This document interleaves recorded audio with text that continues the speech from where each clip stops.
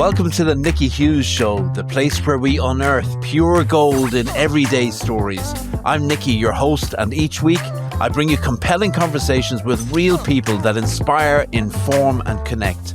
Whether we're diving into the dynamic world of business with business briefs, exploring the mindset of champions with sports shorts, or celebrating the unsung heroes in local legends, this is your space for powerful, impactful stories from remarkable individuals. So grab a coffee, settle in, and let's get started.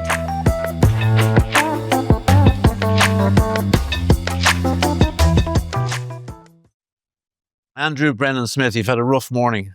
What's happening with the old Madra at home? Oh, they stopped there. So she's after having a couple of seizures, but fingers crossed now she'll be able to come through. Hopefully she'll pull through until this evening, and we'll see what the story is then over the weekend. Has she been sick, or? She's obviously a cross between a Jack Russell and a Bichon, so that's obviously not the best way to be first off, like all the... Why is the life expectancy just really short? Yeah, it's obviously like pedigrees, you say, like they kind of have a shorter lifespan, but Bailey's kind of had issues since she was about 7 or 8. Her sister was the same. Yeah. She's actually one of our friends as well. We bought them from Limerick together, and she's had heart surgery and everything, but Bailey's had like a heart murmur for the past like 4 years. So right. she's only kind of progressively getting worse. But look, she'll be grand, fingers crossed now. She had a seizure this morning, but it's nearly time, I'd say now. So it's just everything has to come to an end. But like, and what is the life expectancy of it? I think anywhere past 11, I think is a good age for them. I'm not 100% sure. She's 13. Yeah. Now, I don't believe in dogs' ages because my uncle's dog Alfie is a Westie. Yeah. And he is 17 going on 18 this year. He's been to the vet once in his life. Yeah. And he has never been sick. He's as blind and he's as deaf as anything, but he's still able as to his move. owner. Yeah. And and he's still 17 or he's 18. Like, so in that sense, I don't believe in dog age because they say after 11 or 12, Westies start to kick off. So the fact he's pushing on now 5 or 6 years is mad. Like, and he's gas. He'd be going to, Dennis had just let him out in the mornings. He'd go for a wander out into the road.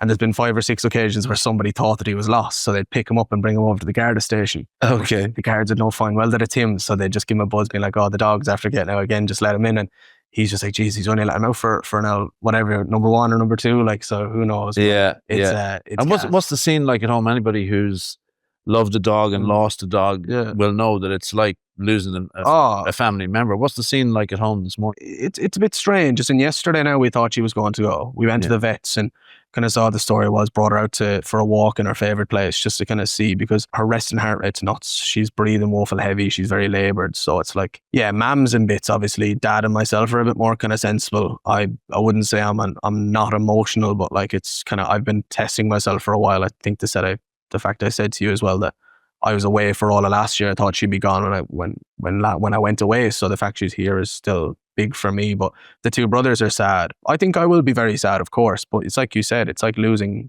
a family member. Like, it's tough. I've seen my neighbours, my family, like they've lost their dogs. It's terrible. Sometimes you'd wonder why you sign up for it, like because you just know it's an inevitable thing. But it's just one of those things you have to go through, unfortunately. Like everything has to come to an end. But it sounds like you're very big into the detail, are you? You're very, very big into all the stats and all of the her medications and all of the you're taking quite a scientific approach to this, are you? I wouldn't say scientific. I think it's just logic. I think like Mam is very much like, okay, we'll put her on some more meds, and it's like, in my opinion, it's like, should she be on meds in the first place? She's a dog. It's like, let me put it this way: if I was to ever get into a terrible accident and I was to be put into a wheelchair and be a vegetable for the rest of my life, I wouldn't want somebody having pity on me. It's like the dog. It's like, if they have that bad of a quality of life, why are you giving them so much medicine to keep them there only for your own sake, because they're clearly suffering as well. So that's my logical approch to it. That's only me. Or have you become a cold-blooded killer in your old age? Have you? No, I wouldn't say that. No, I think it's just I've been reading a lot kind of Stoicism and all that sort of stuff, and it's just like, look, everything does come to an end. Unfortunately, like I'm the biggest shit. You're reading Stoicism. Yeah, it's mad. What's the story there? I don't know. There was a book, The Daily Stoic. I've been reading Meditations by Marcus Aurelius, and then The Daily Stoic then was Ryan Holiday. So I kind of said, okay, I'll just see.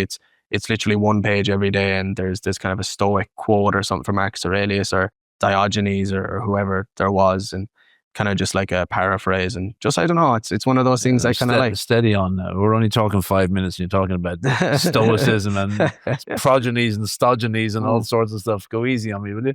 But before we go, and I do want to talk about that, but before we go, any further, we are in an unusual setting today. So we're in St. Margaret's Golf Club, just at the back of Dublin Airport. And a huge shout out to St. Margaret's Golf Club because I'm playing here later on today in a hospice charity event. Nice. And I'm still on a bit of a high after Rory McIlroy winning the Masters at the weekend. I know you're a golfer as well, so we can talk about that as well if you want. 100%, yeah. So I just want to put a big shout out to St. Margaret's Golf Club, 100%. Who are sponsors of today's podcast. So fantastic. Yeah, so they've been really great. Their Colm, who's been taking care of us, has been uber brilliant and so hospitable. Fantastic. And they've looked after us really well. So a huge big shout out to those guys. Nice one. Yeah, it looks like a beautiful course. Obviously, the weather is not fantastic today, but fingers crossed now you can get out here another day. But I have a feeling that the weather is going to brighten up by the end of this podcast because you've already brightened up the room. So 100%. Let's hope it does. Yeah. Stoicism. Yeah. Come on now. I know. It's a weird one, isn't it? Talk to me about that one. I don't know. It's one of those things. I feel like a lot of people get into different things when they enter into, let's say, entrepreneurship or they start on the self-development route. I think it's like you can choose to be, okay, let's go full crazy Andrew Tate. Let's go 100% I don't care about women. I don't care about any sort of that sort of stuff, or just like be a man, be like the biggest bastard around the place. You know what I mean? But for me, it's just like I wanted to see how I could tame myself a bit more. It's like, look, I feel like sometimes I can be a bit erratic and kind of indecisive and stuff. So I feel like when I picked up, let's say, Think and Grow Rich, Napoleon Hill, that was really good. That kind of led into all that sort of stuff like manifestation things. And then it's when you go into the Daily Stoic then, or when you start reading Marcus Aurelius, it's just like those lessons never die. It's like, how can you just be a better version of yourself? How can you sit back and analyze situations? So take, for example, like in a business setting, we'll just say, you're in a meeting and somebody says something that you mightn't agree with. It's like, how can I, before I say what I want to say, how can I put myself into that person's shoes and see where they're coming from? Because there was a page I read actually this morning before I came up, and it was like, words can have many different meanings. So it's like, if I say something to you, it depends on my tone. You could pick it up in an incorrect way because there's 2 or 3 different kind of tones and tonalities and styles of saying things. And that's kind of one thing that's big for me, because sometimes I do wear my heart on my sleeve and I can get, like everybody, I can get a bit emotional and let my emotions get the best of me. So it's just, how can I get into a situation in general, like not even in business, but in life, where I can just like, okay, take that other person's perspective and be like, okay, he's actually doesn't really mean this. I'm picking this up incorrectly. Like my morals and things and the way I was taught as a child is like putting me in this situation when it actually could mean this. So it's like, okay, let me just find that little bridge. And that's what I like about it. It's not that I'm a crazy stoic. It's just, I kind of like learning little bits and bobs just to be a better person, realistically. Yeah. And have you always been like that? Have you always had this, what I would call self-awareness or introspection? Have you always questioned, or is this something that has come to you in latter years? Definitely not. It's been something that only came to in the past kind of 6 months, like as in, up until a year and a half ago, I was just probably like every single 20-year-old out there, like drinking, partying, didn't have a care in the world. Just the only thing I really cared about was what time we were going drinking at, what pub, and who was joining us, like, and what was the plans then for after. So that's kind of what that was like. I was never really self-aware. I kind of just lived to live almost. Like it was just like having the crack with the lads, like every Irish guy, like just having fun. And then on the weekends, if your father asked you to go for a round of golf, you go for him. Like there was no real self, like you weren't really being like, okay, I don't want to do this. I'm going to say no because I know this is better. I was just going with the flow. So it's probably only a recent thing, to be honest with you. Yeah. How's the golf? Haven't played in ages. Oh my God. The last time I played was last August. I'm an extreme summer golfer. Okay. I am the type of guy. Fair weather golfer. Yeah. Oh, 100%. I'm the type of guy that if the weather's like this, the outlet might drag me out, but it's like I will resist at all costs. I have the shorts, I have the polos, and I have the cap and the glasses. And if it's not weather for that, then it's not going out. We're not playing. But golf was, look, I was always very, there was a stage where I was very dedicated. Like always growing up, Dad's a fantastic golfer. Like he self-taught us the whole way up. He taught me left-handed and right-handed, which is hilarious. Oh, wow. I think he thought I was left-handed, but that was just him making assumptions. But we got right-handed clubs in the end and I was able to hit. But I haven't played in a while. I do love it though. It's one of those things, it's like you're saying, after the Masters, like just the golf fever starts kicking in then. Like you see, even on Thursday or Wednesday, like in the practice rounds and stuff, you're seeing it. You're like, geez, I wouldn't mind going out now for a few holes. And especially the weather, the way it was last week. I would have loved to have gone out, but it's just, it's tough to find tee times. It's tough to actually get out there and take, you know yourself. It's not just like the 4-hour round. It's like you're going out, you're probably getting an hour and a half between getting ready, getting everything set up and driving there, between the time you've had food afterwards or a chat and a cool down with the lads and then driving home, it's nearly 6 or 7 hours out of your day, like, you know, so it's kind of hard to find that time to do it. And you're busy making a lot of money, so it does take a... Trying our best. Trying our best. On a serious note, so going back to Sunday night, Rory wins the Masters, wins the career Grand Slam. I'm a mad golfophobe. I'm absolutely crap now, and I say crap. I'm really poor. I've been playing for 35 years, and I'm still crap. I try everything, but it just isn't that. But I'm one of the most enthusiastic golfers in the world, and I love watching golf. Golf on a Sunday night with a glass of something is my favorite way to spend. Is favorite way to finish up the week before kicking into Monday morning. For me, there have been two major sporting moments in Irish life in my lifetime. The first one, Shane, don't even worry, it was about 200 years before you were born. It was in 1985 when Barry McGuigan won the World Boxing Championships. And so that was 1985, and then Rory McIlroy at the weekend. So for me, it was definitely the biggest Irish sporting moment of my lifetime. I want to know what your opinion is, and what does something like that victory and what does somebody like Rory McIlroy mean for you in your life and in your career? Yeah, it's mad. I actually want to add a third one onto that list. I think Shane Lowry winning the Open in 2019, wasn't it? Yeah, 2019. I think Royal Port Rush was just fantastic. Like, and I actually was watching something about it there yesterday, and just the way he held his nerve is just like going from being an amateur winning the 2009 Irish Open to going like all the way through then to having that there is like your crowning moment of your career is just fantastic. But going back to like Rory, it's like, I said it to the old lad, and like it's the same every single year. It's like, geez, will he do it this year? Does he have the bottle? Like, and going in kind of Friday night, then he obviously dropped a couple of shots at the end. You're kind of like, does he really have it? But eventually, like I said, Dad goes to me before the round Saturday. He goes, "Think he'll win it?" I said, "No, I don't think he will." Honestly, I said, I don't think he will, because the track record 11 years going, like there was nothing. But just showing his grit and his determination, like, is just madness. And you could see it like on the 19th hole, you could say essentially, like, but on the 18th green, like just the pure raw emotion, like just coming out is mad. And it's crazy. I don't know if you'd be the same, but I think the monkey's off the back now. I think he could definitely go on and win. I wouldn't say another green jacket, but he could definitely go on and win another one or two majors easily. For sure. I mean, I think he'll bring the devil may care attitude to future events, because he'll just be there going, I don't really give a shit. I don't have to win this tournament, so off I go. That's it. And I think as well, like, it just goes to show that like humanity nearly won. Like, it's like you saw with Liv when that all split apart, everyone jumping ship, taking their 50, 60, 70 million like straight into the bag. Like no golf needed to be played, straight into the account. Rory and Tiger were always the two that were like, okay, this is like, golf is what the PGA Tour is, golf is what everything stands for. Is like, it's not about money, like it's about just I wouldn't, it's not, it's like a one, how can you say it's not selfish, it's a one-man sport. It's just about pure. Yeah, like an individual contributor. Yeah, exactly. Like it's that's what golf is. And he just like, I think golf won on Sunday, I think, overall. Like you could see, nice. You could see Bryson, like that, Bryson behind him. You could see Patrick Reed behind him. Like everyone that was there, apart from like Aberg, was realistically, they were all live golfers. Like, and it's good to see Rory finally win it, because it's like he could have taken 350 million into his pocket and said nothing, but he stayed. I'm gonna little quick fire quiz now, right? So I'm gonna say something, and I need you to give me the very first three words that come to your mind when you think of this word, right? So you're not even allowed to think about it. Okay. Right? So I'm going to say something, and then really quick off the top of your head, you've got to go, right? But I want one word answers. You give me three individual words that you think of immediately when you hear this. Okay. Right? You ready? Yeah. Rory McIlroy.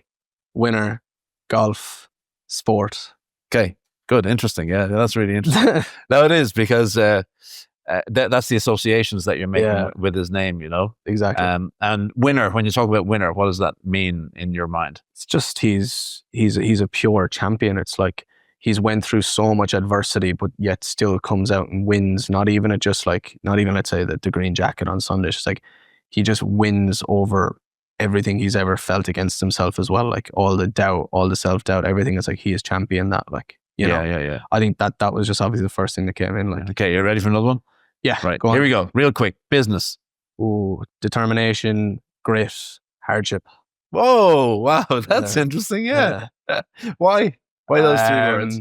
I feel like first off, determination. It's like, I think I put up a post yesterday, but like running a business is shit. Like, you know, like people who say that it's easy, like they're telling lies. They either have people doing it for them or they're just in la la land. But I think determination is just like keeping going when everyone else gives up.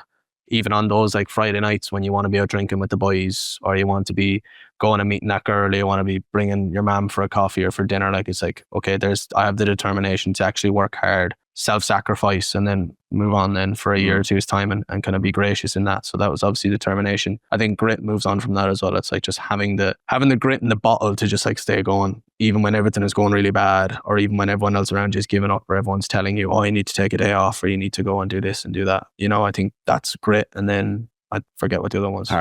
Hardship, yeah, exactly. I think just everything is just waking up. There's actually a really good quote from a guy that no one really knows, but Kieran Finn is his name. He's from the UK. He's like 26, 27. He's a good friend of one of my good friends. And he said it was kind of a mindset shift for me. He was like, I used to hate waking up and having like a text from one of my clients, be like, oh, there's actually a problem here. I was like, oh shit, I've done a bad job. But now it's like, if they text me saying like, oh, this needs to be changed, I'm like, that's actually good. I like waking up now to having problems because it gives me purpose, number one. It allows me to better myself, number two, because I'll learn from my mistake and never do it again. And then number three, then it's just like, I feel like when you wake up and you face a problem, it's just, there's always a way, there's always a learning from it. So it's like, you actually didn't do something wrong. You just didn't know how to do it the first time. You can do it better the second time and let's say plug and play that for everyone else. So in effect, he's reframing his mind, doesn't he? I have a couple of stories about that I trot out. Have you heard the one about traffic? Have you? No. Okay. I hate traffic. So, oh my God. Yeah. Traffic. Like when you think about the word traffic, it's the pain in the arse. Absolute pain in the arse. So M50. Yeah. So when I years and years ago, when I used to commute into Dublin from Julianstown in County Meath, I would be stuck in traffic for nearly 2 hours every morning getting to the office, right? And then every evening, 2 hours coming home. Yeah. And this used to absolutely wreck my head. Now, really wreck my head. And you'd go to the bar then on the Friday night and everybody be talking about the traffic and everybody be in a depression. Traffic and weather. You got traffic. Traffic. So anyway, I remember very clearly sitting there one day and I didn't know anything like what I know today about the psychology of this, right? But I remember sitting in traffic one particular day on the way into Dublin and going quietly mad in the car, you know, listening to some shite on the radio. And I remember saying to myself, I just can't do this anymore. I cannot, it's not that I can't sit in traffic, but I just can't allow the word traffic to ruin my life. Yeah, exactly. Right? So it's like that one trigger word. So what am I going to do? What am I going to do to give me a better feeling? And I said, okay, why don't I stop calling it traffic and call it terrific, right? So instead of being stuck in traffic, you're in terrific. I'm now stuck in terrific. And all of a sudden, the problem is gone. In a split second, the problem is gone. I'm the pure opposite to you. It's the same in Kilkenny. Let's say there's one stretch of road that like, let's say 5,000 people are like all driving to every single day. So like 8:30, you don't want to be there. 4:30 to 5:30, you're stuck there for an hour. Yeah. And like, there's literally, so let's say the road is coming into the city centre and it's like, I genuinely could not. I know I would burn petrol and waste everything. Yeah. I'd rather drive actually the half an hour around the countryside to get home than sit in traffic for 20 minutes. I can't. Yeah. I'm just so the type of person that, I don't know if it's my self-diagnosed ADHD now. But it's like, oh good, that's something we can talk about. That's a good one. Yeah, there we go. But it's like, just, I can't be sitting still. I always have to be doing something. Like you can probably see, like I'm moving stuff and I'm always checking around, but I just can't be sitting in traffic. I feel like it's such a waste of time for me. Like there's just, I don't know, I feel like time was one of the things you can't get back, and just sit in a car while someone else is just inching ahead of you. It's just like that annoys me now. It's a pain. It's a total pain. So try sitting in terrific. I'll try. When I'm coming back now this evening, sitting at the M50, I'll definitely try that. The other thing, and I apologize if I've said this on previous podcasts, and in fact, I think we might have been talking about it with Linda Monaghan, the ADHD coach, who's going to be whose podcast is going to be going live next week or the week after. You're going to love that one, by the way. Cool. So the other one that I use, that I started using about 15 years ago, 20 years ago, is really cool, because in Ireland, as you know, it rains a lot, right? It never stops. And again, the rain is very capable of getting you into a very bad space in your mind, you know? Yeah. Every time you walk out the door, it's raining and you feel shit. And so again, this started to really get to me. Yeah. And I said once more, just like traffic, I can't do this. I can't call it rain anymore, because the rain has a negative connotation. So I said, right, what am I going to do? So instead of calling it rain, I now call it Spain. So right now today it's You're in Spaining, Spain, right? yeah. And oh look, the Spain is falling. And when you think of Spain, you think of Good weather. and happiness and sangria and seaside and all I the go rest. to Valencia. Yeah. Oh yeah, no, I completely agree. I Yeah. think the fact I was living in Spain from September last year till January, it was for Erasmus for college. Yeah. Living in Valencia, it was one of those things. It was like, do you know the way, even for example, like just simple things, like if you want to meet up with friends or you want to go somewhere, like, okay, in Ireland you have to check if it's weather dependent, like. Yeah. Whereas in Spain, like just even those simple things that you could plan like a week in advance. So one of the lads, like, okay, we'll go and do this, and you just knew that sun would be shining, it'd be 27 degrees, it'd be nothing, it'd be November, December, it'd be 25 degrees. You can just sit down outside the cafe, have your €1 coffee, get the free bus all the way to the down to the beach, chill out there for a couple of hours, go home, have a couple of beers. It was just like the simplicity of like how weather can just like every morning then waking up, and I was on the south side of the building, so like I'd wake up every morning and the sun would be in my eyes waking up, so it just instantly puts you in a good mood. And even you could see it last week when the weather was good, everyone's just put in a good mood. It's just one of those things. It's a mutually exclusive event in Ireland. It's like when there's sun, people are just happy. Yeah, everyone's problems diminish for an hour or two, and they can chill and sit outside like so. And as a person with self-diagnosed ADHD, there's a routine to that as well, isn't there? And speaking with Linda a couple of weeks ago, routine is highly important for people. Yeah, massive. It's hilarious, like, because we were working with a lot of Irish people. Now we're trying to move into the US. So it's like I've had to change my routine, let's say, from getting up at 6 a.m., starting work at 7, finishing at kind of 5, and then kind of doing my own bits then after that, to now it's like, okay, I'm trying to wake up at like 8 because I'm going to sleep at like midnight. It's like trying to find that, and I still haven't gotten into that. The clock's changing, the clock's going forward as well, messed up my circadian rhythm completely. So I didn't sleep with an alarm for ages. My body naturally woke up at 6 a.m. or 6:15, 6:20. And obviously when the clocks went forward, then I wanted to start work at 7, and my body just wouldn't wake up. It only woke up at like 7:30, obviously, because the same thing, like they were just waking up naturally. So that kind of screwed me over, but I'm massive on routine. It's huge. I have a to-do list. I have to be doing things if I'm like away from the laptop when I shouldn't be, in connotations, or when I should be doing this, when I shouldn't be doing that. It's like if it doesn't fit into my routine, it's like that. But it's like yourself. It's like I do love spontaneity though as well. So it's a really weird one. It's like I'm a very spontaneous person, but it's like sometimes my routine, it's like, okay, does this fit into it? And I can get really bad anxiety if it doesn't, like, you know. It's mad. It is really crazy, look. Yeah. And do people call you a mad fuck for that, you know? No, people kind of just know that I'm very, one of the girls in college just says I'm very regimented, which is hilarious. Like, so it's just like, it's like I have a regiment every single day that I need to stick by. It's like, if you want to go and get a coffee, let's say when we were back in college, it was like, it's like, does that fit into your regiment, like, or shit like that. So there's stuff like that, but I feel like just everyone knows that I just kind of do my own thing on my own time, but like they know then that come a Saturday or a Sunday morning that I'm around for a coffee, I'm around for the gym. So it's just like, I have to take issue with a couple of things that you've said. Yeah. In Spain, you said you were drinking $1 coffees or €1 coffee, and you're talking about drinking coffee in college. Was the coffee any good? The coffee was great. What? Coffee was great. At €1 coffee? At €1 coffee, and it was hilarious because we go to this little corner cafe. So I'm very much, when I go abroad, I stay away from the tourist traps. They're way too expensive. The food is absolutely crap. Yeah. So it's like I just always try and find the little local spots where all the locals are eating, because you know where the locals eat, then it's going to be half decent. So I kind of spent the first week or so like scouting out all the place. I go for a walk every day and scout out all like the little tapas bars and the cafes around my building and stuff. And I kind of found this one spot, and I said, John, I'll go there one day now. The food is looking good. And I was walking past hungover on a Friday morning, and I said, John, I'll stop in here now for another sandwich. And there was a sandwich called a chivito, and I'd never heard of it. Chivito. Yeah. And I said, So I was talking to the man in Spanish, and I said, I'll just get a chivito and a coffee or whatever. And he came out, and the coffee was just put on, like, let's say, just in your normal mug as it was. But then there came a massive, nearly a stein of milk. Oh, right. So I was like, you're getting like 3 coffees for the price of one. So it was fantastic. As a college student, broke as well, it was perfect. And got my chivito then, and it was pork chops and cheese and bacon, mayonnaise, lettuce. Nice. Unbelievable. I was hooked ever since. And the bread as well. I get terrible bloating from like any sort of bread that's over here. Maybe not some sourdough and Lidl and stuff I'm fine with, but majority of bread and pasta in Ireland, I get terrible.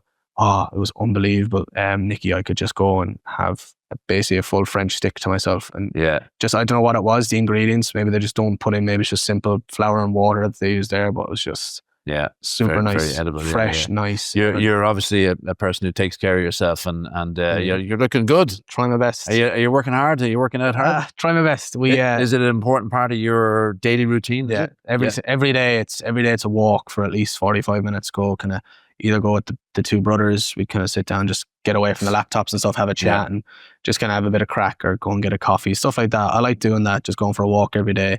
And then kind of 45 minutes in the gym then every single day. I'm not a big believer in kind of going twice a week and doing 2 hours. I feel like you're taking too much out of your day. I just it's more for the head as well. I just go, and I know that there's going to be a couple of the lads there as well, kind of a break from everything for an hour, chill out, have a bit of crack, lift your weights, do some whatever, the normal stuff, like, and go back. But I think I was very overweight as a child. Like, I was obese, like terrible. I was probably, I don't even know how much I weighed, like, but I was very much overweight up until about third year of school. Okay. And I'm not a big partitioner of bullying at all, but it's a funny thing that when you do get stick in school from lads, it does make a big impact on you. Now, I was getting stick 100%. So you were being bullied? Oh, 100%. Yeah. But like, because you're a bigger lad? Oh, 100%. But when you stick out from the pack, like, you're bound to get something, like. But to be fair, like, it was poor enough, like, but it got me in the best shape of my life. So it's like, that sort of stuff is one of those things that you have to go through, and it really did help me, which is hilarious because it shouldn't, but it did. It was one of the things like, fuck you, like, I'm gonna go and get in shape now. So that happened, and then when did that happen? What age were you? When did you say? About 14 or 15. I just said, you know what, fuck it. I said, I'll just go and do it. And I kind of just started running. I started watching what I was eating. And obviously at the start, I couldn't run for shit. Like, I was terribly overweight. Like, I was still hurling and everything, but like, I was sitting on the bench because I was useless, like, you know. Yeah. So there was that, and obviously everything that was kind of growing up, like the stigmas of society. You need to have a six pack, you need to be ripped, you need to like not eat, you need to be bulimic about yourself. But I always kind of just decided, then I flipped a switch and I said, I'm just going to do it. And there was fitness classes that a lady in Kilkenny was doing for like €2 on a Tuesday and €2 on a Thursday, and they were fantastic. And I said, you know what? I didn't want to put myself in those situations because, like, you'd be out of breath, or there'd be girls there that you'd know, they'd be like, oh geez, I don't know if I want them to see me. But I just said, you know what, this is all for me. And 5-6 months later, I was in the best shape of my life, like, insane. I dropped like 15-16 kilos, like, was properly in good shape. And then kind of went to college, put on the freshers 15, they call it. So just got happy fat, pudgy fat, and got very heavy again. Pardon me, got very heavy again.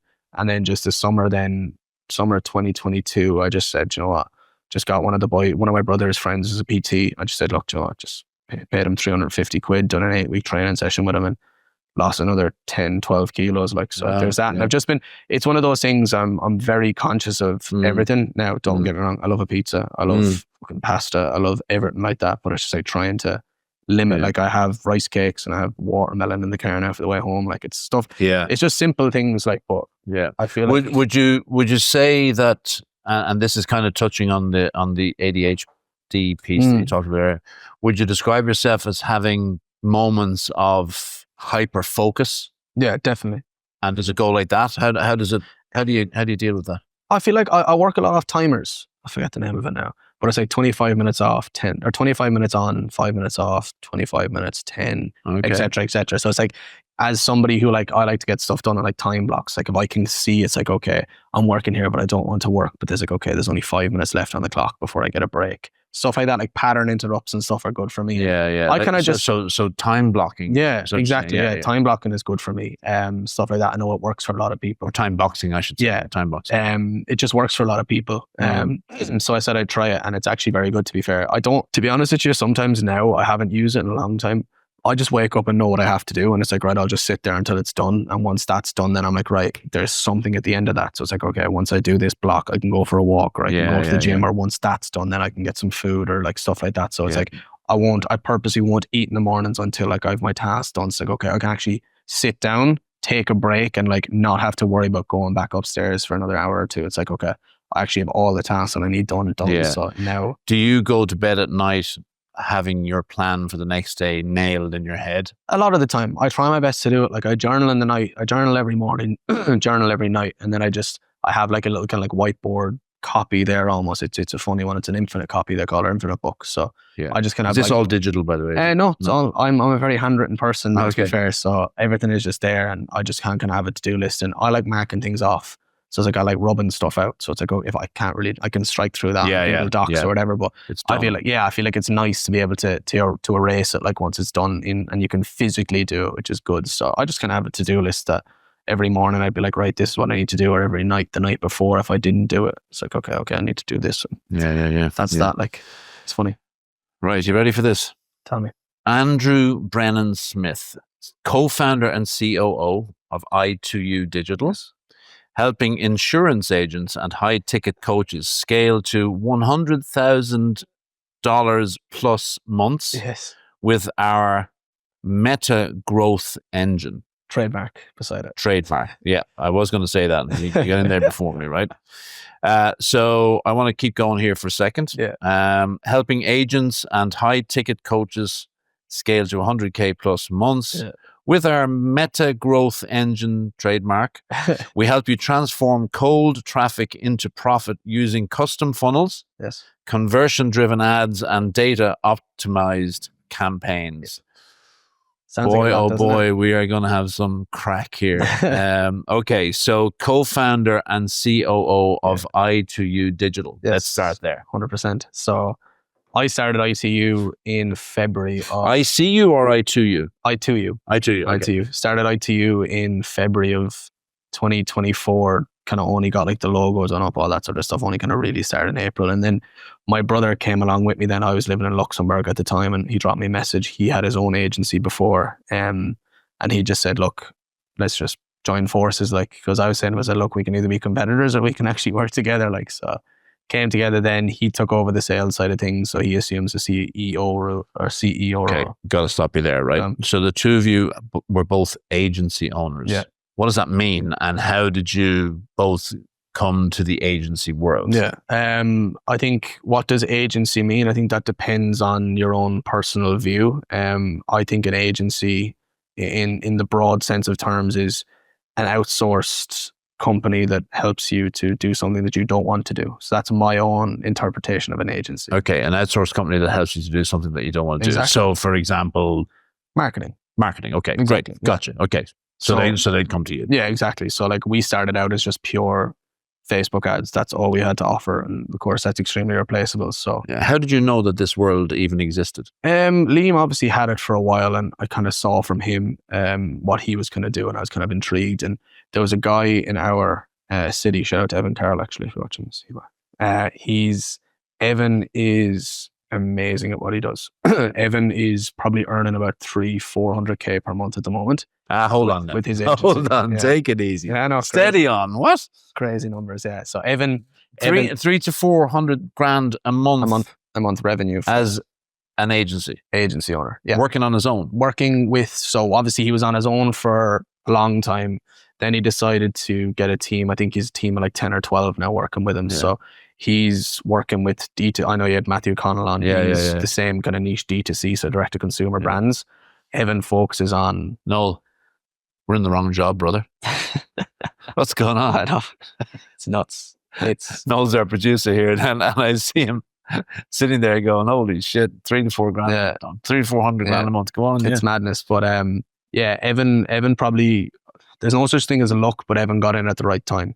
He got in 2021, COVID was starting to kick in. So long story short, that's where I found out about it, was through Evan. Had a couple of calls at Evan. He gave me a lot of the courses that he had done. He just said, take them, digest them and get back to him and see what the story is. So just kind of always been in touch with him. And then obviously I'd say everyone has said it so far, but Iman Gadzi was obviously the second one. Everyone in the online world knows about him. None of my friends in Kilkenny know about him. I keep asking him. Nobody knows who he is, which is insane. And then Jordan Platina's end was massive for me as well. So I found out Jordan through YouTube, just kind of, again, same thing, just digested all of his content, decided to join his course. And that's where I really found out about all this and kind of how to get in and how to make money online, basically. Yeah. I'm interested to know, when you were investigating the concept of working online and making a career out of sitting behind a computer and doing whatever you do, right?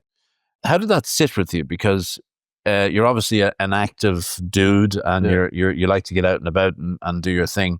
Did the concept of sitting behind a computer appeal to you? And if you were to compare that to working in an office. So obviously you're working from home. I presume you're working from home. Mm-hmm. How did those two concepts compare? And did they even compare? Was there even another opportunity for you to go and get on the road and do something fully out and about? Yeah, I think I think the whole office concept. If there was an allergy towards something, it would be for me. I hate an office. Right. I hate it. It's like what you're saying. I feel like I'm trapped if I'm in there. Yeah. It's almost like claustrophobic. Like when I was growing up, I was always working kind of manual labor jobs or working with my cousin who had a sign shop and stuff, and I loved that because the door was open all day. You could go out and you could do whatever you want and chill out and do your work. But sitting in an office genuinely kill me. It's honestly horrendous. So the thought of actually like working for myself and working behind a laptop indoors doesn't bother me at all.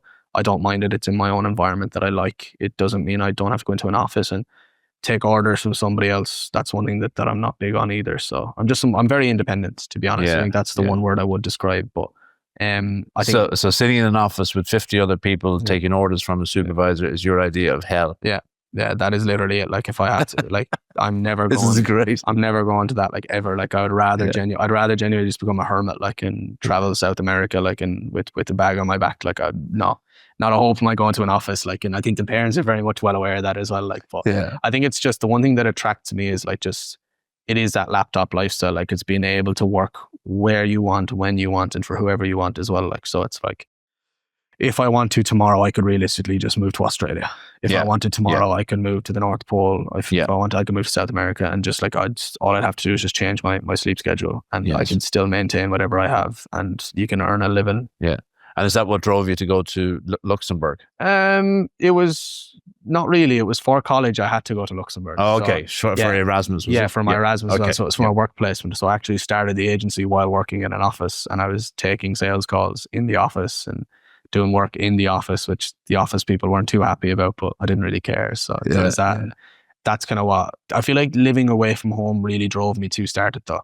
Yeah. If I lived back in Kilkenny now, in hindsight, I probably would never have started this. I think moving away, I wouldn't say being alone, but just like having time to think about what you actually want from life and not being surrounded by family who'd pet you. And You strike me as somebody who shouldn't be confused with somebody who gives a shit about many of the social norms that we're supposed to. I think a lot of social conformities and things, when I was living away from home, I didn't give a shit. When I was living in Luxembourg, I was living in Spain, I was more like free person, free spirit, that's fine.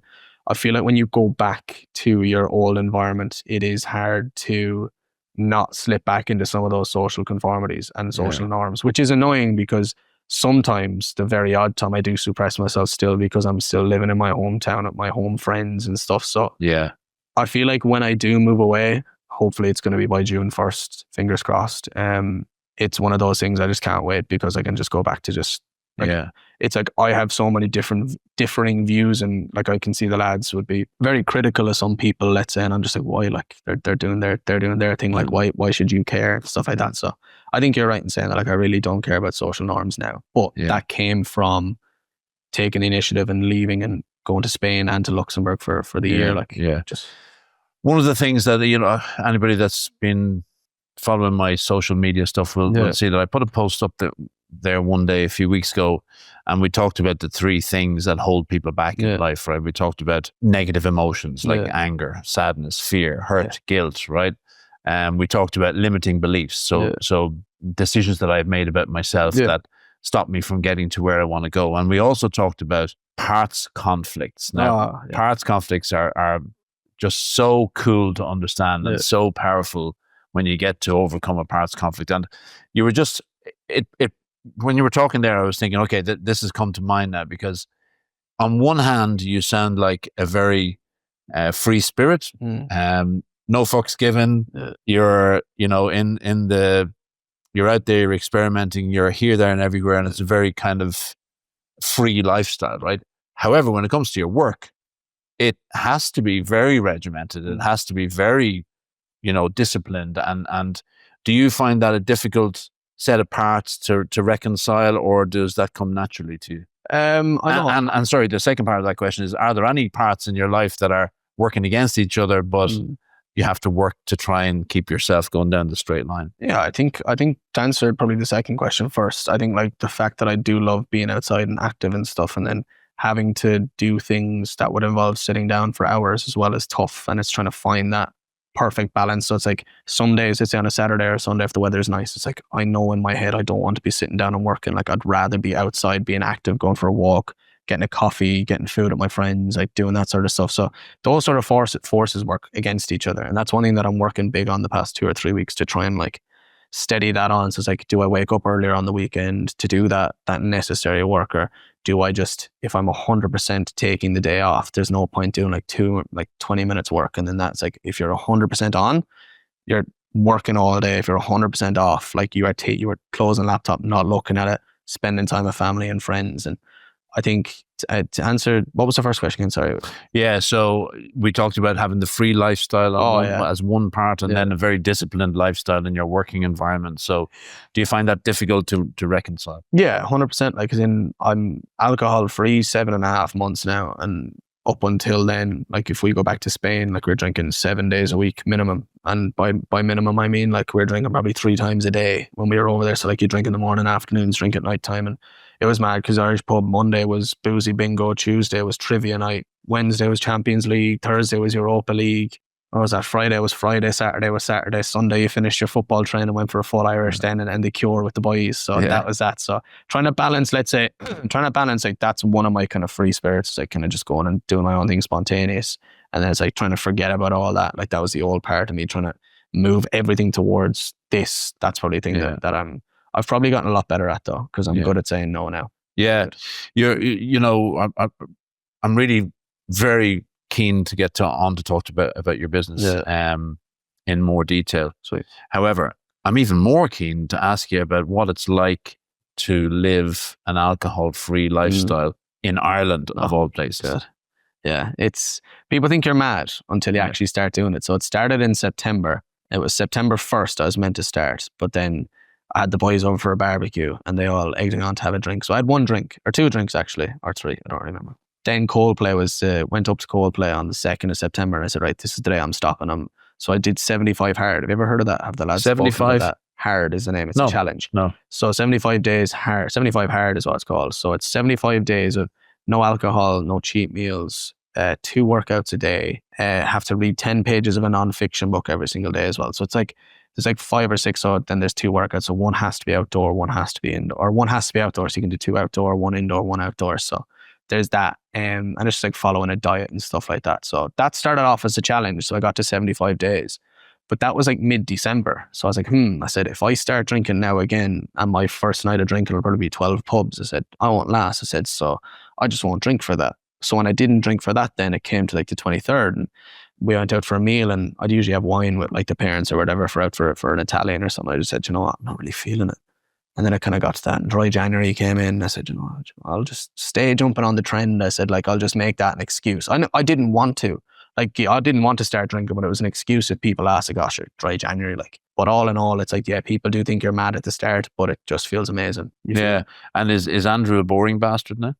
People would try and say boring, but I wouldn't say boring. I think I would tell people I'm boring, but I do like to do things as well at the same time. Like, I'd happily go and sit in the pub with the lads, let them have their crack, and I'll sit there with a couple of Lucasades. Like, I'm easy with that. Like, that's fine. But like when we were hurling, when we had the 21s championship, the managers are trying to buy me drinks and everything like that was in November, and I was like, nah, there's no point. So it's just waking up, Nicky, every day, and waking up on a Sunday, waking up on a Friday after seeing all your friends out on the Thursdays and the Saturdays, and just knowing that you have a proper purpose and you feel better about yourself. It's just, it's nice. Like, right. Where are you headed to? In what sense? Life. Oh, Jesus Christ. Career. That's actually a mad question. I think location-wise, it's going to Spain, definitely. I want to live that life. I love the Mediterranean lifestyle. Everything is so chill. Everything is just, c'est la vie. You know. What happens if, hopefully someday, maybe the partner is already in your life? I don't know. And someday yourself and the partner decide to have a family. Yeah. Would you ever see yourself coming back here? Oh, I've thought about that 100%. Yeah. So I'd love to have split. I'd love to have split. So I think I'd love to have the kids educated in Ireland. I think that's one thing that I'd be big on. I'd love to have them involved in the GAA, even though I know there's a lot more to life, but I think it's a fantastic foundation for them to learn to make friends, to really put themselves in the community and just give back. I think I will have made a lot of money at that stage. I can give back to the community. So it'll be definitely through the GAA club. But definitely I think like splitting time between Spain and Ireland is big. I know what house I want to buy in my hometown. It's been my dream for years. So I have that on the bucket list. I know I want to have a house in Spain as well and just split then the summers between there and getting the kids educated. So I have thought about that. That's been in the plans for about 5 years. It's been in my head. Like, so yeah, I like that question. That was good. Your social circles and your family, where do they see you going in life and in career? I think the parents are always going to try and hold you back a small bit just because out of pure love, they don't want to see hardship. Like, so mom would always be like, oh, jeez, how's it going? And jeez, are you sure now? And we're like, yeah, we're fine. Like, we're fine. Like, don't worry about us. Like, so it's just like trying to get rid of that sort of aspect and that worry. It's like, they know that we're going to go far. It's just they're trying to hold us back for that small bit longer. Like, and I don't like it, but I can just see where they're coming from. It's just out of pure love. But the friends, I think the social... Sorry, when you say that they're holding you back a small bit, what do you mean? So they don't, let's say they don't want to see you hurt almost. So it's like if something goes wrong with a client, like they don't want to see you hurt, or like if you're not booking calls or if stuff isn't going your way for a few weeks, like they're trying to like mollycoddle you, like, oh, everything will be all right, like it'll be fine. But it's just like, it's what I said to start, like running the business is my most recent LinkedIn post. Running a business is shit. Like, you know, it's just like you have to deal with this shit every single day. So that's the most important thing for me. But yeah, it's that. And I think as well with the friends, they just know what direction I want to go in. I think some of them have cut me off, which is perfect. It just saved me having to do that. But my core group of friends has never changed, and they're the best. You know, right. They're top boys, to be fair. Right. So you've actively been cut off. Yeah, I can see from some, which is fine for me. You know, it just saves me the hassle of cutting people off as well. But everyone says that to have success, you need to, let's say, I wouldn't say get rid of your old friends, because I never would, because my core group of friends are the best lads ever. Like, we've literally been together since we've been 5. Like, then that's a fact. So there's that, but it's just like cutting out, let's say, the acquaintances and stuff. That's fine. When you don't go drinking in Ireland, you just start to drop off. Like, so I've just experienced that. Yeah, so we've just done a tour of Europe, right? We started off in Luxembourg, and then we went to Spain, and then we went back to Dublin, and then we're back to Luxembourg. So yourself and the brother decided to join forces. Yeah. So bring the two agencies together. Yeah. Where did you go from there? That was in April or May of 2024. So it's just been kind of ever since then, realistically, like just starting off from the foundations. He didn't have, just joined forces then too, but just said we'd take the bull by the horns, and just everything ever since then has just been trying to be the best version of ourselves, trying to do the best for our clients, try and just get the most out of everything. Like, yeah, and I talked about insurance agents and high ticket coaches. Yeah. So was that his customer base? I'm reading your LinkedIn, by the way. So was that his customer base, or was it your customer base, or was this something new that the two of you? This is something new. So this is something that's only been kind of the past 2-3 weeks what we've been developing. But I think like everybody working with local service businesses, working with contractors and stuff, I think there's so many limitations to it. And it's like, I love helping people, but it's like, I think they expect a lot more. I feel like Ross can relate to it as well. I'm not sure if he said it with you as well, but a lot of guys can, that they expect a lot more from the investment. It's like, oh, they think that if they have a struggling business and they invest, let's say €1,000 into that, like overnight, then they're just going to be a success. So I feel like insurance agents, number one, we have leverage. We know people in the States, they would rather starve before they give up their insurance. So that's number one, why we're going for them. And number two for info is, I think a gut feeling never lies. And we've had a gut feeling for the past 5 months that we want to work with coaches, info products, personal trainers, things like that, because it's not because there's money there. Well, there is money there, and it's obviously like that is a driving factor, but we know we can help them. We're working with Europe's largest sales training organization at the moment, and we're having fantastic results with them. So we know we can help others. So it's moving into that. So now we need to get into the detail, right? So pretend that you're in, I don't know, a jail cell, right? Yeah. And you've got the interrogators in the jail cell, and they have given you 5 sentences to describe your business, right? So your 5 sentences start now. Ooh. And you do not get another word. Yeah.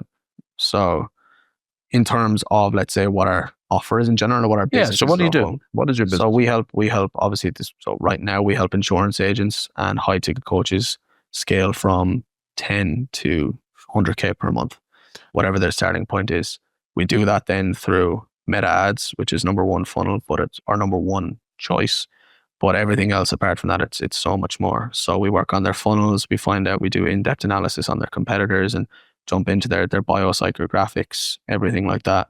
Create compelling compelling creatives and copies then that basically can speak to their customers. So what does that mean? So you're working with insurance agents. Exactly. Mostly in the States? Yeah, 100%. So insurance agents in the States, coaches and consultants basically anywhere in the world that speak English realistically. Now coaches for what kind of coaches? That could be consultants, it could be mindset coaches, could be personal trainers, could be any sort of coach. There's something, it could be a sales coach, you name it. So it's helping them realize their potential. So in terms of the coaches, a lot of them have a fantastic audience. They have maybe 100,000, 200,000 followers, but they can't monetize it. They don't know how to. They don't have the systems. They don't have the knowledge to do it. So we would come in, analyze their funnel, see what they're doing for people. And then we'd obviously create offers and creatives and based on that, make them a simple funnel and make them money. That's literally in the shortest. Okay, so let's now break this down even a bit further, right? So I'm an executive coach. Yeah. Right? So I am an executive coach, right? As it happens. What do you break down for me? What do you, how would we work together? Yeah, 100%. So we'd come in then almost as your marketing partner, but we don't see ourselves, we're not we don't put ourselves as an agency. We genuinely come in as a partner. So we can come in and help you consult on every aspect of your business. The two of us have business degrees. So we do know what we can help with. We then obviously will come in, analyze everything you're doing with your business at the moment, what website you're using, what Instagram, what's your page looking like? Is it optimized fully? Who you're actually speaking to. So obviously like a coach, you have your own niche. So you would have, let's say, you as an executive coach, you could help specific men, but then it's like, okay, what age group do you help? So it's like, okay, you can try to niche down and see what career path and et cetera, et cetera. So we come in, analyze all of that. We'd find out who exactly they want to speak to. We'd create the funnel based on that. We'd create the creatives and everything else based on that. You create the funnel based on that. So meaning a sales pipeline. Exactly, right? 100%. So let's say for example, a sales coach. So what we're doing, what we're doing for affinity sales training. I can break that down the best way possible because it's practical. So just before you go there, can I just quickly, you talked about a number of different elements there, right? So I just want to, in my head, so if we take an ecosystem of tools that one of your clients might use, say a sales coach or whatever. So they got, say, Instagram, right? What else have they got? They'd have their own landing page. Landing page, yeah. They'd have a website. They would have a website. Yeah. Most of them would have a program. So they'd have a coaching program. So like courses? Yeah, course. Okay. So, program, yeah. Is TikTok over here? TikTok would be, it does depend on the person, but TikTok is getting popular. So yeah, I'd say TikTok. LinkedIn? LinkedIn, 100%. That's where the real, that's where the proof's in the pudding. The real people are on LinkedIn. Okay. They'd kind of have a CRM system, but not CRM, yeah, very good. Yeah. Okay. And what else would they have? They'd be very manual. So they'd have a lot of spreadsheets and things. Spreadsheets, yeah. Okay. Yeah. What else do they need to operate their business? Is that it, more or less? They'd obviously have a payment process and stuff like that. Payments, That's obviously not something that you don't get involved in that. Okay. No. Okay, great. So what you're saying is that you will come in and you'll analyze this ecosystem. 100%. And you'll say, right, if there's a piece missing, let's say they're not using Instagram, you'll say, right, you need to be using Instagram. Yeah, it's finding out. So that's exactly where it comes from. You would analyze where their industry is. So obviously if they're a coach, they'd need to be on Instagram. So obviously they should be. But then it's where do their actual customers hang out? So it's if they're using LinkedIn, it's what are they actually using LinkedIn for? Are they using LinkedIn to connect with other coaches and to show off their case studies? Or are they using it for another purpose? So if they're using LinkedIn to, let's say, search for clients, let's say if they want to work at 18 to 25-year-olds who, let's say, are just only starting off, they're who's going to be on LinkedIn? So it's that's where Instagram comes in. It's okay, 18 to 25-year-olds hang out on Instagram. Okay, that's where we need to put all of our effort into. Yeah. So it's that's what I mean by analyzing the consumer, analyzing their funnel. It's and optimize that. It's okay, seeing where they're actually looking at, analyzing then, okay, where do people actually hang out? Are they optimized fully for where those people hang out? If they are, perfect, we can optimize that further. If they're not, then it's just bringing it back, being okay, we need to start here. Right. So then, actually, we should have put Facebook in there, should we? Nah, Facebook's a bit, no. Okay, is that all? No, I would say Meta, it's the same thing, realistically. So Meta, okay, Facebook, yeah. So let's say, for example, your target market is, or one of your clients' target market is 55 to 70-year-olds, Yeah. right? I don't even know if you would entertain a customer of that Yeah. nature, but let's say that is the case. Yeah. And let's say they're not engaged in any of these. Yeah. Do you even want to work with them or not? We'd be pretty picky. We'd only want to kind of work with people who, like, I wouldn't see a huge market for that. So obviously, first off, probably no. But if you were to ask me what I would do for them, it's like, okay, I would just simply straight off the bat analyze, okay, 55 to 75-year-olds, where would they be on Instagram? No. Depending on who we're exactly targeting, would they be on LinkedIn? Are they professionals? Is that who we're targeting? Okay, if they are professionals, perfect. LinkedIn is great. If they want to be working, is like most of them hang out on Facebook. So that's going to be point number one. Okay, POC one is, okay, we need to look at Facebook. Need to see the demographics or psychographics, so where they're checking out who. What's a psychographic? It's a psychographic, and now Liam is better at all this than I would be, but a psychographic is like I would see it as psychology. So it's like understanding the consumer in more depth than they nearly know themselves. So like, Okay. what do they want?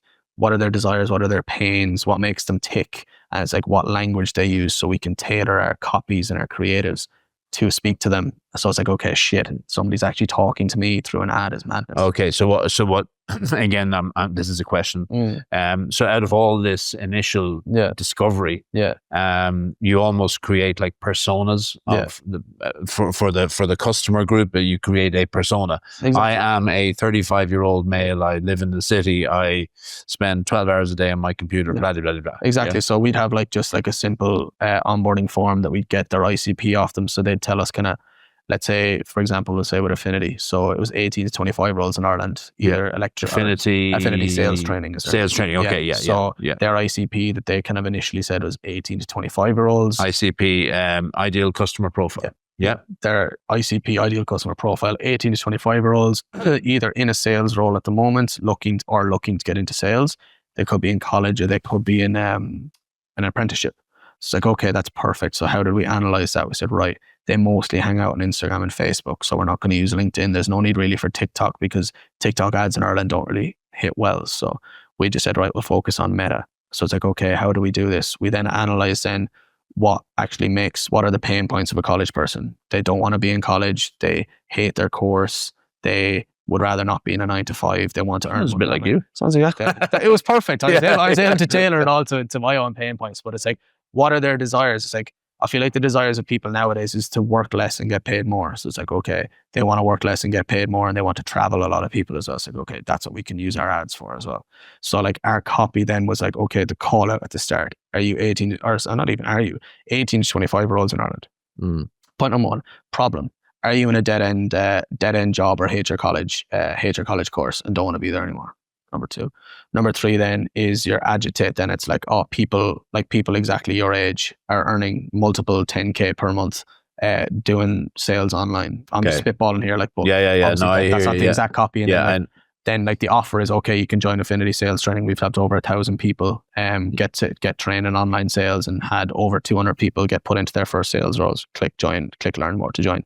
And then the creative then was like, we created the scripts for the guys. So they spoke directly to the person that they wanted to speak to. They hit them with their exact pain points. So it's like, if you're reading that and you're scrolling through and you read and you hear that, you're like, he's actually talking to me. Oh shit, that's relevant. I must listen to the next 10 seconds. So that's basically what we would do. So we do like... So you're creating the hook. Exactly. So we do like the in-depth analysis, so the hook can be super effective and we actually know what we're talking about, and it's worked very well. So you're pulling in your exact ICP as much as you possibly can. I think a lot of people extremely overlook that. A lot of just your generic lead gen agencies are just overlook that. They just put up your generic pictures and put a simple ChatGPT fucking copy there and just click learn more to book in your appointment. Like, they don't look into their ICP, and that's why their results aren't half as good as ours. And that's not even trying to be cocky. That's just that the hours of research actually pay off. So it's just like, it's seeing what's great artists steal, good artists copy. Pablo Picasso. That's go do that again. Great artists steal, good artists copy. Great artists steal, good artists copy. Good artists. By one of the best ever, Pablo Picasso. So that's one that I like. Which team did he play for? This is a joke. God only knows. That's my little joke. Right. So I want to dial into the insurance agents piece just a bit more if we can. So we talked about, that the insurance industry in the US is very strong, and people hold insurance up there, because if you don't have insurance, you literally go to a hospital and you die, You're right? dead, Yeah. So it's a really, really important thing. It is, So you said, so you're saying that that's one of your target markets, and you're targeting insurance agents. So what are you helping them with? So it's just getting them more customers. It's as simple as that. It's simply getting them more customers. So a lot of them aren't actually utilizing, like, let's say, advertising in general, or they don't know how to. So it's like we would come in, do exactly what we do for, let's say, all of our other service businesses, and we would just get them more customers. It's as simple as that. So it's not even the health, Nicky. It's like, I've been looking into this and I've been reaching out to people. They have insurance for everything. Yeah. They have insurance for everything. They have agricultural insurance that insures your crops. Or that insures, it's not even insuring your tractors, like it's insuring your crops. They have for weather failures. That's what I'm saying. They have insurance for everything. So it's like, you've been talking to Miles, you've been talking to Brian. They do their emails for pest control, for painting, commercial cleaning, all that sort of stuff. And they see that as something that's good. We see the paid ads and the insurance agents. It's something that is lucrative enough. And it's not being nobody's really hitting it as well. So it's just like, okay, LinkedIn is where that is. I have a very good LinkedIn page. I have a lot of credibility on it. So it's like, I just hit 30, 40 messages a day to these people. Just try and get them booked in for meetings. Yeah. Okay. Right. Back to ICP then, and in the insurance industry in the US. So talk me through the ICP. So I'm an insurance agent and I'm working for one of the big insurers, which might be, give me an example. Oh, we're actually looking for the independent ones. Oh, the independent ones, right. That's where the money is with the independent ones, because obviously one of our good friends is like a product owner for UNUM, which is one of the big insurance companies in the US. And he was just saying, target the independents, because they obviously are your 1 to 10s or your 20 to 50s, or sorry, your 11 to 50 kind of employees. And that's where the money is. So we're not looking at the big ones. We're looking at going for the independent kind of, I wouldn't say the one-man bands, but I'd say your 1 to 10 employees where we can make a difference, you know? And that's the biggest thing. So in terms like their ICP, it completely depends. Like, they're looking for motor insurance, is it health insurance, is it agri insurance, is it education insurance? Like, you know, there's madness, everything. So it's just like we do an initial kind of ICP check on them, but realistically, once they sign with us, that's when it gets proper in-depth ICP wise. Yeah. Okay. You said that this insurance aspect of the business is only 3 weeks old. So what did you do from February last year to now, and what kind of results were you getting? So February till probably July or August was all bathroom remodelers, all. And it was just bathroom remodeling companies. Okay. So home renovations, that's what it was really. Got really good results for them, and just said, right, we can just start to leverage that and move out. So we signed up a couple of the windows and doors company up in Dublin. They're fantastic. We're getting them incredible results, which is great. So we're going to leverage that as well. And to be clear, again, this isn't a question or assumption. What did you say the name of the company was? The windows and doors company? Divine Ireland Windows and Doors. So you were making appointments for them, were you? Yeah, exactly. Okay. So you're making appointments for their agents to go out and seal the deal. Basically. 100%, exactly. So we'd run in a really generic term, really simply, like for anyone to understand, it's like we would run meta ads to a lead form. Someone would fill in a lead form saying, I want to get a new window, or I want new doors. That's fantastic. We would then book them in for an appointment and a measurement session with the guys. They go out, they close the deal. Simple as. So we bring the horse to the water. The boys just have to close them. Yeah. Okay. And we talked about the coaches and we talked about the insurance industry. So I was listening to a podcast during the week, and I'll be damned if I can remember the name of it, but I think it was My First Millions, actually. Okay. And there was an Irish guy from Cork, a 27-year-old guy living in the States, and he's developing underwater drones, believe it or not, and doing really well, because he sees that the big opportunity for the next big frontier of investment is actually in the oceans, right? Smart. So all about technology and digital systems for scanning and drones and so on. Yeah. So he's a guy that's raised a number of millions, a high number of millions as in seed funding for his business. I'm thinking about the Collinson brothers who are now on the board of Meta. I think so. Yeah. So young Irish entrepreneurs who are doing extraordinarily well across the world. Yeah. Where do you see you and your business and your brother's business in relation to that? I know that they're different fields completely, but Can your business reach that kind of scale, or is it a totally different business model than that? No, that's a really good question, because we're actually in Rome before we done the marathon. We're talking with a couple of the lads literally about this. I like the way you just dropped in that you did the marathon in Rome. Just slightly dropping it in. Thanks. Very impressed. But Prick. we're talking about this outside one of the pizzerias. And we're kind of just saying, right, what actually is the vision, and like, where is this going to go? Can we get to that deca millions, or the fucking whatever you want to call it? Like, get to that stage where you're like the Collisons with your fuck you money and don't care. But we were just sitting out and we said, is this really the way? And I think all of us came to the agreement that our business model isn't going to get you to your billions or whatever, but it's a stepping stone to something different. So it's like, we see this as probably a 5 or 10 year vision. And then after that, then it's just diversifying into something else. So it's like, actually, I don't want to call it real business, but you know what I mean? Like, this is like your typical real business. Like, but I'd love to get this to a certain stage where it's either it runs itself and we're making so much, or we just sell it on and we go into partnership then with a couple of the lads that we know in the space and create a general like consultancy, proper high-end consultancy business, or just in general a full-on proper huge marketing company that does everything. So why isn't somebody, speaking with Ross and all the lads that you know, why isn't somebody bringing all of the Andrews and all of the Rosses and all of the Brians together and Johns and creating a mega agency? Why isn't somebody doing that? Selfishness. That's the only thing I'd say. Why? There's just so much money to be made doing it yourself? There's so much money to be made, and I think so many people, I feel like people nowadays are, I wouldn't say the word ignorant, but I think people are, they don't want to see others succeed is the word that I'd use. So it's like, I can see specifically in Ireland, it's like people will support you up until a certain point. When you start doing better than them, they'll start to try and drag you down. So that's why I think people aren't bringing up, people aren't coming together in these big partnerships. I think it's just people can see it's like the gold fever. They can see it. They don't want to partner with people. They're like, oh, actually, I can do it myself. Like, why would I work with another person? So I think that's short. Is that uniquely an Irish thing, or is it like? No, I think it's a general thing. I think it's just in general. I think it is a thing. It's like in the gold rush. It just goes back to that. Like, you get your gold fever. You don't want to share it with anyone. You know, it's just, you find your couple of nuggets. You don't tell anyone that they're there. Like, and I think that's just a human psychology of selfishness. Yeah. I think that's what it comes down to. Yeah. The thing you also mentioned about real business, you know, the comparison between what you call real business in inverted commas and the business that you're in. Yeah. And it is something that I think about a lot, because I come from the era of people in real business where there's an office and people fucking sitting behind their computer for 20 hours a day.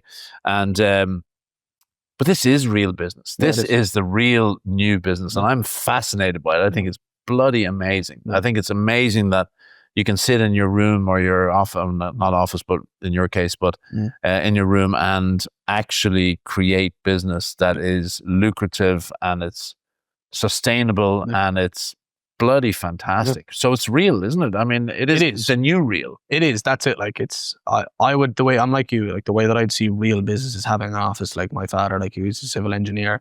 He goes to his office every morning and he drives to work and he does his real business things and he writes his emails. But no, this is the way forward. It is 100%. And for me, it's the opportunity, because the old business is being left behind really quickly. You know, it's either been taken over by bots or it's been really superseded by this. And I think that you're at a wonderful stage of it, because you're in the growth phase, even though it's been around for 20 years, but it's still in the growth phase, I would suggest, and huge opportunities. Oh, there's massive opportunity, but I think the biggest thing is just trying to convince the people who have their real businesses that this is the way forward. So it's like, if you're outreaching to people, I feel like the worst type of people is someone you have to sell on why they should be doing this. There are millions of people, and that's why we're going to the US now.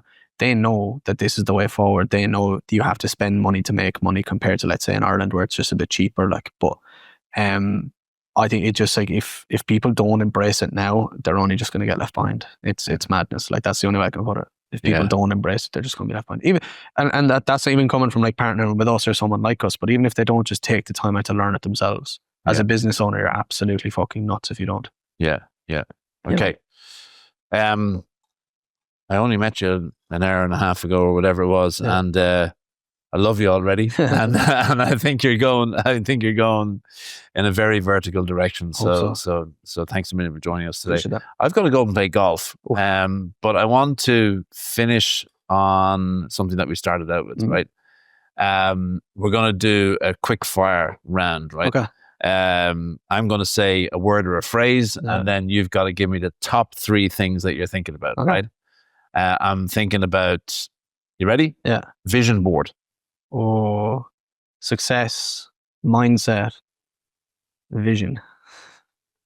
Vision. Go. Yeah. What's the vision? Oh, happiness, simplicity, outdoor barbecue. Oh shit, that's 2 words. That's very good. That's very good. Yeah. Away from. Home, family, life. Ooh. Going to. Spain, Machu Picchu, Australia. Rewards. Pizza, pint, Rolex. Hard work. Dedication, determination, manual. Traffic. Shit, bastard. Terrific. Yay! Great to catch up, Andrew. You too, 100%. Thank you very much. Thanks for joining us, and safe home back to Kilkenny. Thanks for having me. Appreciate that. Hope you win the championship this year. Hopefully me too, but Great stuff. don't think it'll be happening.